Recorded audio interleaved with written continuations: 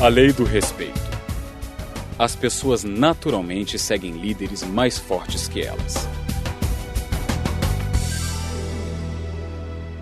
Se você a visse, sua primeira reação poderia não ser de respeito.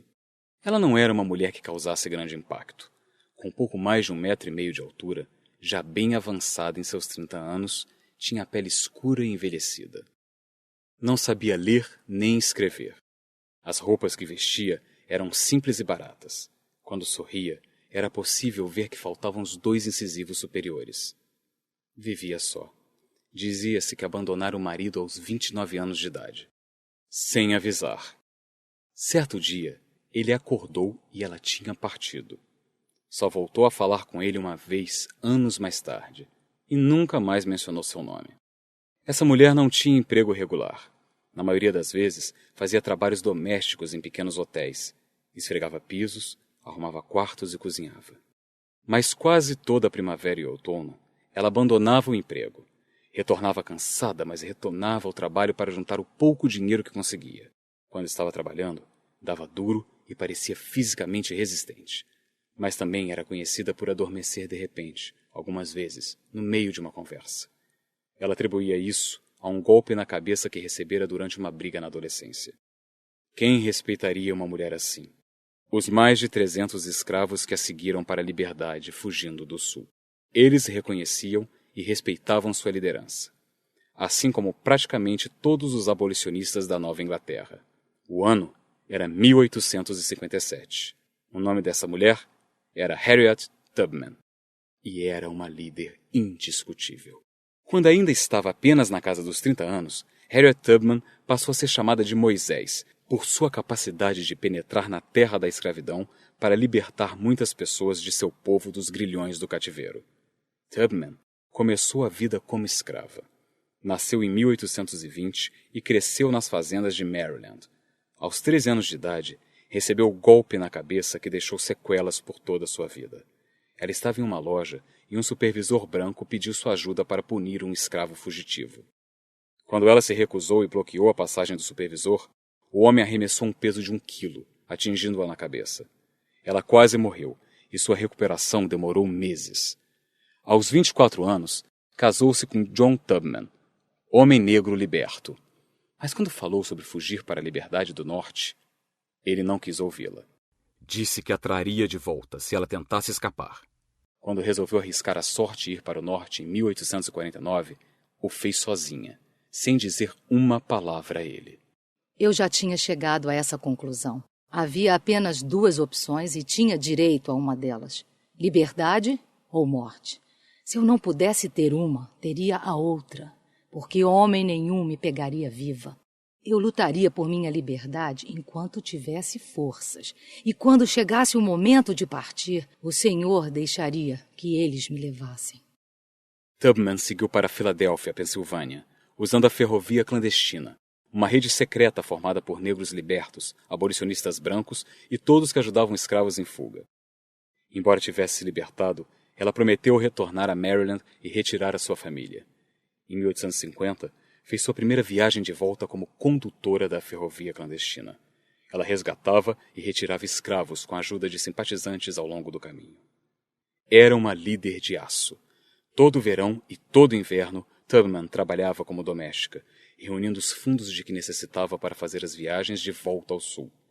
E toda a primavera e todo outono, arriscava a vida indo para o sul e retornando com mais pessoas. Ela era destemida, e sua liderança era inabalável. O trabalho dela era extremamente perigoso. Quando as pessoas pelas quais era responsável fraquejavam ou voltavam atrás, era firme como aço. Tubman sabia que escravos fugidos que retornassem seriam espancados e torturados, até dar informações sobre aqueles que os tinham ajudado. Assim, ela nunca permitia que pessoas a quem guiassem nessa jornada desistissem. Certa vez, colocando uma pistola carregada junto à cabeça de um escravo covarde, simplesmente disse: Mortos não contam histórias. Você vai ou morre. Entre 1850 e 1860, Harriet Tubman resgatou mais de 300 pessoas, incluindo muitos dos membros de sua família. No total, fez 19 viagens e se orgulhava muito do fato de que nunca perdera uma pessoa aos seus cuidados. Na época, os brancos do Sul ofereciam uma recompensa de $12.000 por sua cabeça. Uma fortuna. Quando a Guerra Civil começou, ela tinha tirado mais pessoas da escravidão que qualquer outro americano na história, branco ou negro, homem ou mulher. A reputação e a influência de Tubman produziam respeito, e não apenas entre os escravos que sonhavam em conseguir a liberdade. Nortistas influentes de ambas as raças a procuravam. Ela falava em manifestações e em residências por toda a Filadélfia, Pensilvânia, Boston, Massachusetts, Canadá e Auburn, Nova York, onde acabou se instalando. Ela era procurada por pessoas influentes, como o senador William Seward, que depois se tornou secretário de Estado de Abraham Lincoln, e o franco-abolicionista e escravo Frederick Douglass. Os conselhos e a liderança de Tubman também eram pedidos por John Brown, o famoso abolicionista revolucionário. Brown sempre se referiu à ex-escrava como General Tubman. Ela era um oficial melhor que a maioria dos que já tinha visto. Poderia comandar um exército tão bem quanto tinha liderado seus pequenos grupos de fugitivos. Essa é a essência da lei do respeito. À primeira vista, Harriet Tubman pareceria uma improvável candidata à liderança. Não frequentara escola, portanto não tinha cultura. Começou a vida como escrava. Vivia uma cultura que não respeitava os afro-americanos e trabalhava em um país no qual as mulheres ainda não tinham direito a voto. Apesar de tudo isso, tornou-se uma líder inacreditável. A razão era simples. As pessoas naturalmente seguem líderes mais fortes que elas mesmas. Todas que entraram em contato com ela reconheceram sua forte capacidade de liderança e se sentiram compelidos a segui-la. E é assim que a lei do respeito funciona. Não se trata de um jogo de adivinhação. As pessoas não seguem as outras por acaso. Elas seguem indivíduos cuja liderança elas respeitam. O menos capacitado segue o mais altamente capacitado e dotado. Eventualmente, um líder forte pode escolher seguir alguém mais fraco que ele mesmo. Mas quando isso acontece, há um motivo. O líder mais forte pode fazer isso por respeito ao trabalho ou às realizações do outro, por exemplo. Ou pode estar seguindo a cadeia de comando. Em geral, porém, os seguidores são atraídos por pessoas que são líderes melhores que eles mesmos. Essa é a lei do respeito.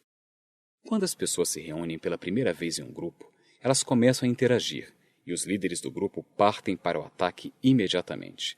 Eles pensam em termos da direção que desejam tomar e de que quem querem levar com eles. Inicialmente, as pessoas podem fazer experiências em muitas direções diferentes. Mas depois que elas se conhecem, não demora muito para que reconheçam os líderes mais fortes e passem a segui-los. Normalmente, quanto mais capacidade de liderança a pessoa tem, mais rapidamente reconhece a liderança, ou a ausência dela nos outros. Com o tempo, a tendência é de que as pessoas do grupo sigam os líderes mais fortes. Elas fazem isso ou deixam o grupo para buscar seus próprios interesses. Lembro-me de uma história que ouvi, a qual demonstra como as pessoas passam a seguir os líderes mais fortes. Aconteceu no início da década de 70, quando o jogador de basquete do Hall da Fama, Bill Walton, entrou para o time da UCLA, Universidade da Califórnia em Los Angeles, do técnico John Golden. Na época, o jovem Walton usava barba. Segundo a história, o técnico teria dito ao Walton que os jogadores da UCLA tinham de jogar de cara limpa, nada de barba ou coisa parecida. Walton, tentando afirmar sua independência, disse que não rasparia a barba. Wooden simplesmente respondeu que sentiria sua falta. Não é preciso dizer que Walton raspou a barba. Mas o que leva uma pessoa a respeitar e a seguir outra? É por causa das qualidades do líder? Será em função de um processo que envolve líder e seguidor? Acontece por causa das circunstâncias? Acredito que todos esses fatores influenciam. Com base em minhas observações e em minha experiência pessoal, vou contar para você quais são os 6 requisitos principais que levam um líder a conquistar o respeito dos outros. Preparado? Antes de mais nada, um líder conquista o respeito dos outros se possuir capacidade de liderança. Algumas pessoas nascem com maior habilidade e capacidade de liderar que outras. Os líderes não são iguais. No entanto, como já afirmei quando conversamos sobre a lei do limite e a lei de processo, todas as pessoas podem se tornar líderes melhores. Se você tiver uma capacidade natural de liderança, as pessoas desejarão segui-lo. Elas demonstrarão o desejo de estar perto de você. Gostarão de ouvi-lo. ficarão empolgadas quando você transmitir seu ponto de vista. Todavia, você precisa fazer algumas coisas e ter ou desenvolver algumas características para atingir seu potencial de liderança. Caso contrário, as pessoas podem não continuar a segui-lo. Curioso para saber o que precisa? Pois eu digo que uma das maiores armadilhas em potencial para os líderes naturais é confiar exclusivamente no talento. Um líder precisa respeitar os outros. Ditadores e outros líderes autocráticos baseiam-se na violência e na intimidação para levar as pessoas a fazer o que eles querem. Isso não é liderança de verdade. Por outro lado, os bons líderes baseiam-se no respeito. Eles compreendem que toda liderança é voluntária. Quando os líderes demonstram respeito pelos outros, especialmente pelas pessoas que têm menos poder e uma posição inferior à deles, conquistam o respeito dos outros. E sempre queremos seguir alguém que respeitamos muito. Conquistar o respeito dos outros obedece a um padrão. Quando as pessoas o respeitam como pessoa, o admiram. Quando o respeitam como amigo, o amam. Quando o respeitam como líder, o seguem. Se você sempre respeitar os outros e sempre os liderar bem, continuará a ter seguidores. Um líder precisa ter coragem. Uma das coisas que levavam todos a respeitar Harriet Tubman era sua enorme coragem. Ela estava determinada a ser bem-sucedida, ou a morrer tentando. Ela não se preocupava com perigo. Sua missão era clara, e essa mulher era totalmente destemida. O ex-secretário de Estado dos Estados Unidos, Henry Kissinger, já dizia que um líder só merece esse título se estiver disposto a, ocasionalmente, defender sozinho alguma posição. Os bons líderes enfrentam grandes perigos e carregam o fardo das críticas incansáveis, mas fazem o que é certo, mesmo correndo o risco de fracassar. Não consigo pensar em nenhum líder da história que não tivesse coragem. Você consegue? A coragem de um líder tem grande valor. Ela dá esperança aos seguidores. Um líder precisa ser uma pessoa de sucesso. O sucesso é muito atraente. As pessoas normalmente são atraídas para ele. É um dos motivos pelos quais, em nossa sociedade, as pessoas se interessam pela vida das celebridades, torcem por equipes esportivas e acompanham as carreiras dos astros de rock. O sucesso é ainda mais importante quando aplicado às pessoas que nos lideram. As pessoas respeitam as realizações dos outros, e é difícil argumentar contra um bom histórico. Quando os líderes são bem-sucedidos em suas próprias empreitadas, as pessoas os respeitam. Quando eles conseguem liderar uma equipe rumo à vitória, então os seguidores acreditam que eles a conquistarão novamente. Consequentemente, os seguidores os seguem porque querem fazer parte do sucesso num futuro.